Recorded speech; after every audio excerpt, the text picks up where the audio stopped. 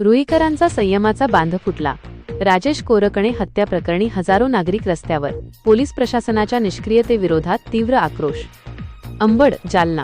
नराधमांना फाशी द्या, पोलीस प्रशासन हाय हाय अशा संतप्त घोषणांनी रविवारी संपूर्ण रुई गाव हादरून गेले. युवक राजेश कोरकणे याच्या निर्घृण हत्येनंतर अंबड तालुक्यातील वाढत्या गुन्हेगारीमुळे आणि पोलिसांच्या ढिसाळ भूमिकेमुळे गावकऱ्यांचा संयमाचा बांध आता फुटला आहे.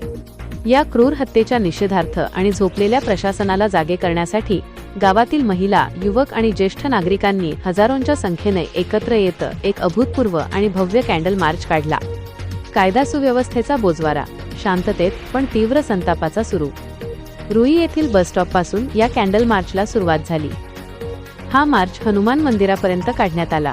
प्रत्येकाच्या हातात मेणबत्ती असली तरी डोळ्यांत प्रशासनाविरोधातील तीव्र संताप आणि ओठांवर राजेशला न्याय मिळालाच पाहिजे ही एकच मागणी होती.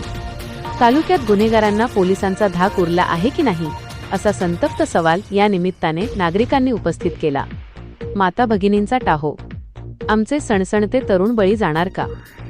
या कॅन्डल मार्च दरम्यान महिलांचा आक्रोश अत्यंत मन हेलावून टाकणारा होता. अनेक माता भगिनींनी भररस्त्यात टाहो फोडत पोलीस प्रशासनाच्या नाकर्तेपणावर ताशेरे ओढले. आमच्या लेकराला न्याय द्या, गुन्हेगारांना पाठीशी घालू नका, त्यांना तात्काळ फाशी द्या, अशी भावनिक आणि आक्रमक मागणी महिलांनी केली.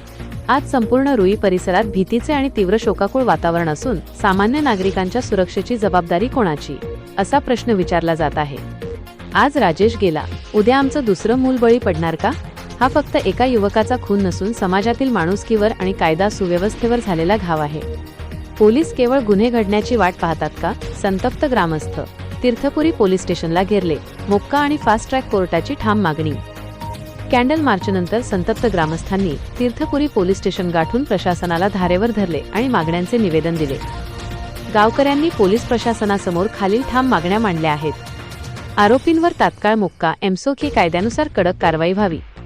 या प्रकरणाचा तपास लवकरात लवकर पूर्ण करून खटला फास्ट ट्रॅक कोर्टात चालवावा आणि आरोपींना फाशी द्यावी. पीडित कुटुंबाला तात्काळ पोलीस सुरक्षा पुरवण्यात यावी. प्रकरणाची सखोल आणि कोणत्याही दबावाशिवाय निष्पक्ष चौकशी व्हावी. वरिष्ठ पोलीस अधीक्षक स्वतः का आले नाहीत? गावकऱ्यांचा सवाल. तालुक्यात एवढी मोठी घटना घडूनही वरिष्ठ जिल्हा पोलीस अधीक्षकांनी अद्याप पीडित कुटुंबाची भेट न घेतल्याने गावकऱ्यांमध्ये तीव्र संताप आहे. वरिष्ठ जिल्हा पोलीस अधीक्षकांनी स्वतः तात्काळ रुई येथे येऊन पीडित कुटुंबाची भेट घ्यावी आणि न्याय व सुरक्षेचे लेखी आश्वासन द्यावे, अशी मागणी गावकऱ्यांनी केली आहे.